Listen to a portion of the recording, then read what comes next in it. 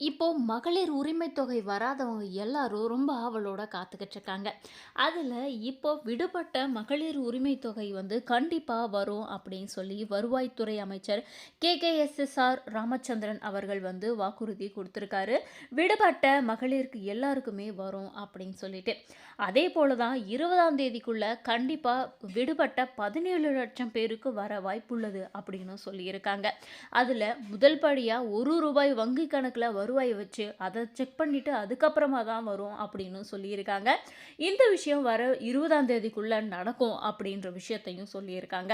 இன்னொரு விஷயம் என்னன்னு பார்க்குறீங்கன்னா, நம்ம பேங்க் அக்கவுண்ட்ல எந்த ஆதார் கார்டும் இணைச்சிருக்கோமோ அந்த அக்கவுண்ட்டுக்கு தான் வந்து முதல்ல காசு வரும் அப்படின்ற தகவலை நல்லா தெரிஞ்சுக்கணும்.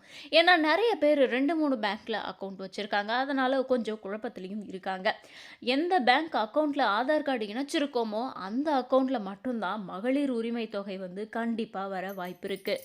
இப்போ ரீசெண்டா நம்ம முதலமைச்சர் வந்து தருமபுரிக்கு திருமண நிகழ்ச்சிக்காக வந்திருந்தாரு. அப்போ செய்தியாளர்களை சந்திச்சு முதலமைச்சர் ஒரு வாக்குறுதியும் கொடுத்திருக்காரு. இதுவரைக்கும் 1,13,00,000 பேருக்கு வந்திருக்கு. இப்ப புதுசா விடுபட்டவங்கள 17 லட்சம் பேருக்கு வரப்போகுது. ஆக மொத்தத்துல 1,30,00,000 பேருக்கு இந்த மகளிர் உரிமை தொகை மாதம் மாதம் ரூபாய் 1000 வரும் அப்படின்ற வாக்குறுதியை கொடுத்திருக்காரு. இனியும் விடுபட்டிருக்கவங்க திரும்பவும் நம்ம அப்ளிகேஷனை போட்டு நம்ம வந்து சொன்னோம்னாக்கா கண்டிப்பாக விடுபட்ட எல்லா மகளிருக்கும் வந்து அந்த உரிமை தொகை கண்டிப்பாக வழங்கப்படும். மகளிர் எதுக்கும் கவலைப்படக்கூடாது அப்படின்னு சொல்லி நம்ம முதலமைச்சர் சொல்லியிருக்காரு.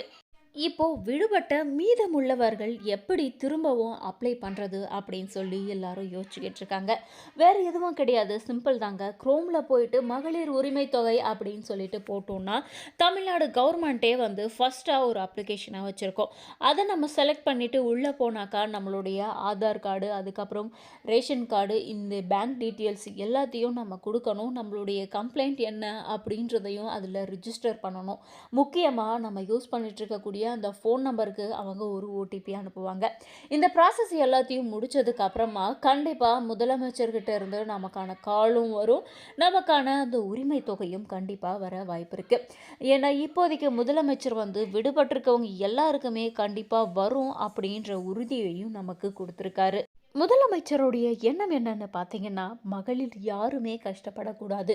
அவங்களுக்கு கிடைக்க வேண்டிய அந்த உரிமை தொகை கண்டிப்பாக போய் சேரணும் அப்படின்றது தான் முதலமைச்சருடைய எண்ணமாக இருக்குது. மகளிர் ஒவ்வொருத்தரும் அந்த பணத்து மூலிமா பயன்பெறணும். அந்த பணம் வந்து மகளிருக்கு தான் முக்கியமாக போய் சேரணும் அப்படின்ற விஷயத்துலையும் நம்ம முதலமைச்சர் ரொம்ப குறிக்கோளோடு இருக்கார்.